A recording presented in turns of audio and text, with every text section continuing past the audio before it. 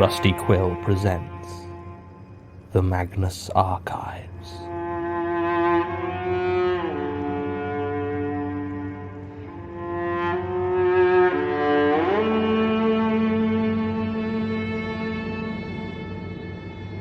Episode 14, Piecemeal.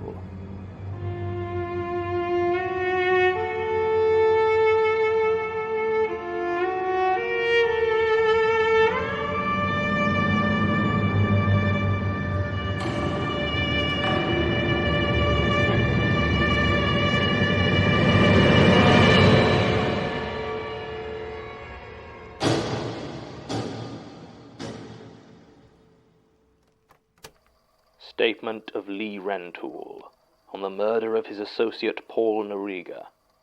Original statement given May 29th, 2011. Audio recording by Jonathan Sims, head archivist of the Magnus Institute, London. Statement begins. Let's get one thing straight right off. This is not a goddamn confession, all right? If you go to the police with this, I will deny every word, and I know enough about the law to know that even if I spill my guts to you about all the horrible things I've done, it will count for nothing in court. It's not like you'll even be able to help me. My mate Hester said he came to you a few years back, been seeing ghosts and that, and you guys looked into it and told him it was some sort of noise messing with his head, infrasound or something, and he's fine now. I need that. I need you to tell me that it's just coincidence and my mind playing tricks, and I need to not lose any more bits of me. So yeah, I killed that asshole Noriga, stabbed him in the throat and left him to bleed out on the dockside. Maybe that shocks you a bit, maybe not, but trust me when I say he had it coming. 8 years we worked together, and it was him that got carried away kicking McMullen's head in and moved it from assault to GBH. But sure enough, when we get picked up, he turns on me and I get pinned for it. 5 years I served because of him, while he walked free as you please. I'd say that I was due a bit of payback, and I certainly got it. It wasn't my first choice, though. I'm not stupid. And parole keeps you on a short enough chain that slitting Noriga's throat was not my top priority. Don't get me wrong, it was something I'd been itching to do for 5 goddamn years, but I wasn't in a rush. I had plenty of time to arrange something nasty for him, and I wanted him hurt more than I felt I had to do the deed myself. So when I got out in June last year, I bided my time and kept my ear to the ground, tried to get in touch with him, but was told by the few friends we had in common that he wasn't interested in talking to me. He'd clearly done okay for himself in the years I'd been away and could afford some muscle to make sure I didn't bother him. I ended up with a couple of bruised ribs when I finally got tired of the runaround and tried to have it out with him properly. It was laying there, some grim side street in Lewisham of all places, that I came to the decision that if I was going to hurt this asshole, and I mean properly hurt him, I was going to have to think outside the box a bit. I decided to pay McMullen a visit.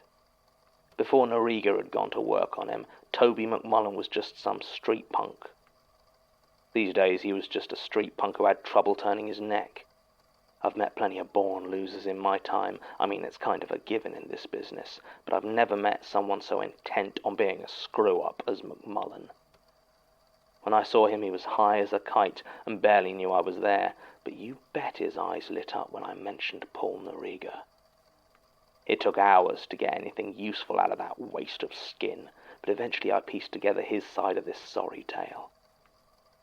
Noriga had paid him a visit in the hospital, apparently, before the police had picked us up, and promised that if he fingered me for the assault, then he'd have all of the narcotics his little junky heart could dream of. Only once he was out of hospital and my conviction had gone through, it wasn't 2 days before McMullen was out on his arse again, and Noriga didn't want to know. Any idiot could have seen it would play out that way, but not poor, stupid Toby. Still, he'd been itching to get the knife in for almost as long as I had, and he had had the freedom to plan it. So I asked him if he had anything I could use. I shouldn't have been surprised when he suggested magic. Toby had always been into all of that mystical crap, even before the drugs. And if there was some half-baked New Age fad going round, you could bet you'd find it dribbling out of his mouth whenever he was coherent enough to actually talk. I punched him in the gut and turned to leave. He followed me, doubled over and struggling for breath, begging me to help him. He said he was serious, said it wasn't like the other stuff, said he knew someone with real power who could put the hurt to Noriga, but he just didn't have the money. I should have kept walking. I should have shaken him off. I should have beat him so bad he couldn't turn his neck the other way either.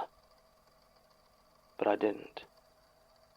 I stopped, and I listened to what that piece of human garbage had to say. I was an idiot. So Toby took me to see his friend Angela. He never gave me her second name. I asked him what it was, Wicca, voodoo, some crystal bull, but Toby said no, nothing like that. Said he didn't really know how it was supposed to work, but he had a girl a few months back had told him about Angela. Said she'd used her services on a particularly unpleasant ex-boyfriend. Apparently he'd disappeared, and they never found a body. So then I'm thinking maybe there's no magic there, just a killer with a shtick. But hey, if that was the case, it was fine by me, just as long as Noriga got done. When I finally met Angela, it was all I could do not to cave McMullen's head in. I'd just about convinced myself I was going to be meeting with a hardened killer, maybe one that kept a bunch of spooky Halloween crap around, but still someone who'd get the job done. I wasn't even put off when we pulled up to a well-kept suburban house in Bexley. When the door was answered by an old lady in a lilac dressing gown, I almost lost it. McMullen asked if she was Angela, speaking in a quiet voice, like he was actually scared of the geriatric fool. The old woman said yes, she was Angela, and asked us to come in. The house felt almost as old as its owner, faded floral print wallpaper, dark oak furniture, and threadbare carpets. The walls were covered with framed portraits, the sort you get in any cheap antique store or charity shop. Although as we went into the living room, I noticed something I didn't expect. They weren't paintings. They were jigsaw puzzles, each completed and framed. And sure enough, when we sat down on the worn cloth sofa, there in front of Angela was another jigsaw, half finished. I've got no problem with the elderly, and if they want to throw away their last years putting together a damn picture, then I'm sure not going to stop them. But it wasn't exactly going to kill Noriga, was it? I was so angry at this massive waste of my time that when she offered us a cup of coffee, I almost put McMullen face first through the glass table in front of us. I grunted something which Angela apparently took as a yes please, and so a few minutes later there I was drinking instant coffee from a chipped mug that this doddering old ass clearly hadn't thought to wipe the dust off of. When she asked if I wanted Paul Noriga dead, I nearly choked. She asked it very matter-of-factly, like it was a question on some form she knew the answer to, but had to fill in anyway. I glanced at Toby, who nodded at me, and I thought, what the hell? I might as well play along. So I said yes. Yes, I did want him dead, and more than that, I wanted him to suffer. Angela smiled when I said that, a warm smile that suited her round face, and said that wouldn't be a problem. I started to explain the situation, but she waved it away and told me that Toby had filled her in on all the details, and that there was just one thing she needed from me that he couldn't provide. I started to tell her that I wasn't paying for someone's grand to take out a hard case like Noriga, but she said no. She wasn't after money. She said that she was well compensated for the service she provided, and that all she needed from me was an object. Anything that I had taken from Noriga. Not a gift, she said, staring into my eyes with a look that I recognized from years of working with very unpleasant people. It wouldn't work if it was a gift. At this point I was starting to feel uneasy. Not scared, all right? I wasn't scared of this old woman, but being around her was bad. I don't know how else to say it. She was bad. You've got to understand, I know dangerous. I understand dangerous. Hell, I am dangerous. This was something else. but I wanted Paul Noriga dead so badly. 5 years ago, just before we'd been picked up by the police, I'd borrowed his lighter. It was a battered old Zippo, used to have a picture of a topless woman on it, but now that was almost worn away. After he turned on me in questioning, I didn't feel much like returning it to the treacherous backstabber, so I held on to it. I hadn't thought much of it, but here it was, still in the pocket of my jacket all those years later. I handed it to Angela and she gave me that look again and told me that it would work just fine. And then we left. Angela told us not to worry about it, that Paul Noriga wasn't going to be bothering us for much longer. We just had to wait until she was finished. Finished with what exactly she didn't say. She didn't need to. We knew whatever it was, we were probably better off not knowing. The waiting came hard, though. After he'd had me roughed up, it seemed like Noriga had decided I wasn't worth worrying about. I'd see him walking those streets like he owned them, his pair of leg breakers in tow, and I knew there was nothing that I could do about it. He knew it too. So I waited. And I waited. I waited for the shot, or the knife, or the poison, or the whatever would end him for good. It never came. Days turned into weeks, and there he still was, as cocksure as ever. I was patient. God, I was patient, but after 3 weeks I had almost written off that useless old bag as a time-wasting con job. I was going to give her one more week, just one. But then something came up that I couldn't ignore. Word came down that Noriga was meeting someone at the docks, some fence by the name of Salesa. The man dealt mainly in stolen art and curios, valuable stuff, and was paranoid as hell, which meant Noriga was going to be there alone. It might have been a trap, sure, but I'd been sitting on my ass waiting for him to magically drop dead for so long that if there was even a chance it was on the level, I had to take it. Turns out it was true, and went off smoother than I could have hoped for. I found the warehouse a few hours before the meet and staked out a good spot. Then I waited. Salesa turned up first, a big Samoan guy with close-cropped hair, flanked by 4 men in dark suits, who carried a square wooden crate between them. They went into the warehouse and, sure enough, 5 minutes later there he is, that snake. He was alone and seemed to be limping slightly.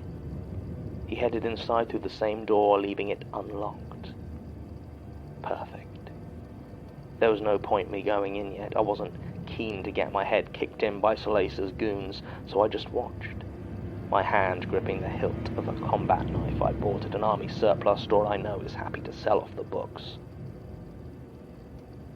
It was almost an hour later that Salesa and his men left, still carrying that box. They didn't look happy, but I could have given a damn. As soon as they were round the corner, I headed inside as quietly as I could. And there he was, leaning up against a pile of bricks, smoking.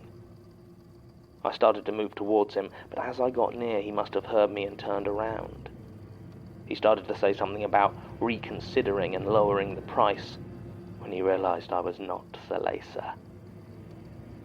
Then a look passed over the face of Paul Noriga that I will treasure forever. No matter what happens to me, the memory of that look of panicked terror will stay with me. He turned to run, but whatever was wrong with his leg meant he tripped over the bricks instead. I grabbed him by the collar, my knife already out, and dragged him up. I had always been the stronger of the two of us, and he knew he couldn't fight me. Holding up his hand, he begged me to wait, to listen. I noticed that his hand was missing a couple of fingers, old wounds that had long healed over, though I didn't remember seeing them before. It didn't matter. I could hear the blood pumping in my head, and nothing was going to stop me taking my revenge. He begged for mercy as I plunged the knife into him once, twice, 3 times, again and again and again. I stabbed that backstabber until, finally, I let him fall. He landed on the floor hard, dead weight, his head making a thick, cracking sound as it hit the bricks, and blood began to pool on the floor around his body. the rage started to fade and my breathing returned to normal, I took a second to look over poor, dead Paul Noriga and saw something that seemed to have been knocked loose when his head hit the bricks. Picking it up, I saw it was a glass eye. I looked back at the corpse and, sure enough, there was a gaping hole where his left eye should have been. When had that happened? He certainly had both eyes when we had worked together, and all 10 fingers as well. He'd also had all his teeth, where now I saw gaps all over that dead, smiling face. I shivered, though I don't know why. I won't go into detail about how I went about disposing of the body. Just trust me when I say that even if the cops did find any piece in Origa's corpse, they wouldn't be able to pin it on me. And life went on. His boys did come looking for me when their boss didn't return, but I knew to lay low for a while, and soon enough they realized that if he was gone, they weren't getting paid either way and moved on. And so I had my revenge. And that should have been the end of the story. But it wasn't. It was 5 days after I killed Noriga that I found the first package. I was on Tottenham Marshes, near the reservoir, on business you don't need to know, and I came to a metal bridge over one of the streams there. Now, this wasn't a place I went often, and I don't think I'd ever crossed that bridge before in my life, but there, lying in the center of it, was a small box. It was wrapped in brown paper and string, like an old-fashioned Christmas present, and had my name printed on it in clear letters. Lee Rentoul, for immediate consideration. Obviously, I was a little bit freaked out at this, but not as freaked out as when I opened it. Inside was a black cardboard box, full of cotton wool, and a single severed finger. It was obviously some sort of threat. Some punk reckoned they could put a scare on me. No chance. I threw the finger into one of the canals and set the box on fire before throwing it in a bin. I headed home quickly, keeping my attention all around me and my hand on my knife. I was so busy looking behind me I didn't see the hole in front of me, and I tripped. As I fell forward, I felt a hot pain in the hand that had been on my knife. You guessed it. Falling had caused the blade to slice clean through my little finger. I'm not too proud to admit that I screamed at this. I tore up my shirt trying to make a bandage to stop the bleeding, at least until I could get to a hospital. But as I began to wrap it up, I noticed that it wasn't actually bleeding. The wound was closed. It had healed, like it had happened years ago. I didn't know what to think. I didn't know what to do. So I just went home. I wasn't getting my finger back, so I figured I could try to deal with it after a decent night's sleep. There was another box at my flat. Same as before. This one contained 2 toes. I tried to ignore it and keep my foot well away from any knives, but I was trying to adjust the settings on my flat screen when it fell off the wall, hit my right foot, and, well, have you figured it out yet? That was 2 weeks ago. Since then, I lost 4 more fingers to accidents, most of my toes. This eye I managed to put out on a goddamn fence post. I've lost count of the number of teeth gone, and believe me when I say that you don't want to know how I lost the hand. Each time, a box wrapped in brown paper. Lee Rentoul, for immediate consideration. I've tried everything. Once I thought I managed to outsmart it, spent the day in my bedroom, nothing sharp, no edges. I'd taken out everything except the mattress. It didn't matter. I woke the next morning with an agony in my foot far sharper than any knife could cut, and the big toe missing, just like the one I'd received the morning before. I knew it was Angela. Of course I did. I'm not thick. Whatever curse she'd laid on Noriga must have passed to me. I went over there, you know. Went to confront that old... And you know what happened? She let me in.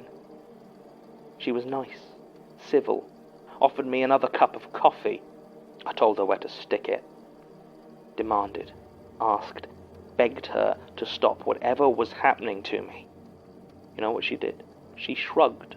She just shrugged, told me that some hungers are too strong to be denied, whatever the hell that means. So I went for her. I was gonna strangle the life out of that curse-flinging bag of bones. But as I reached for her, I don't know. I don't know what happened. I know that's how I lost the hand.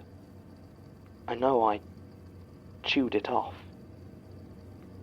Look, it doesn't matter. I just need your help. I need this to stop. I don't know how, but this is your area, right? This is what you do. You look into this weird ghost crap, right? Well, this is the definition of weird ghost crap, and I need you to help me. I need you to save me from whatever is happening. I don't have much time. I got a box this morning, a few hours before I came here. It was a tongue. Statement ends. It doesn't look like this case was ever properly followed up. According to the supplementary notes, shortly after making his statement, Mr. Rentoul became violent towards Institute staff, and in the ensuing incident there was an accident. No details are given, but apparently it required Mr. Rentoul's hospitalization. I'm reminded of a somewhat tasteless joke about loose tongues. He did not return to the Institute afterwards, and his statement was archived. According to the arrest records Sasha uncovered, Mr. Rentoul was telling the truth about the somewhat checkered past of himself and his associate, Paul Noriga, with extensive files on both of them.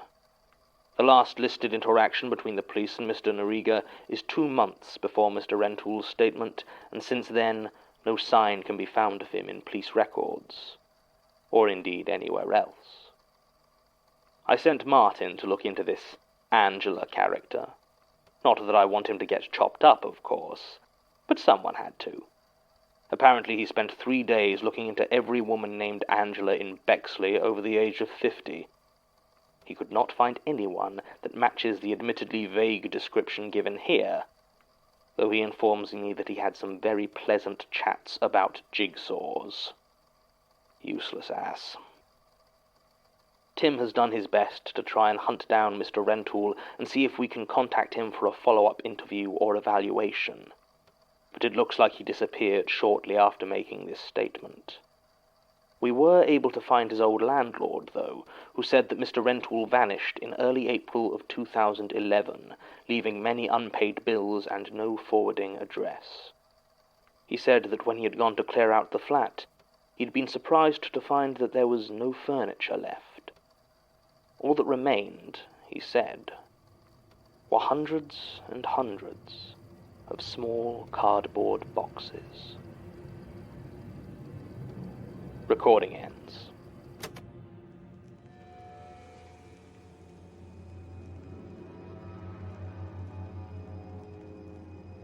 The Magnus Archives is a podcast distributed by rustyquill.com and licensed under a Creative Commons Attribution Non-Commercial Share-alike International license. Today's episode was written and performed by Jonathan Sims. It was produced by Alexander J. Newell, Mike LeBeau, and Murray Porter, and directed by Alexander J. Newell. To comment on episodes, make donations and view links, images, videos, and show notes, visit rustyquill.com. Rate and review us on iTunes, visit us on Facebook, tweet us on Twitter @TheRustyQuill, or email us at mail@rustyquill.com. Thanks for listening.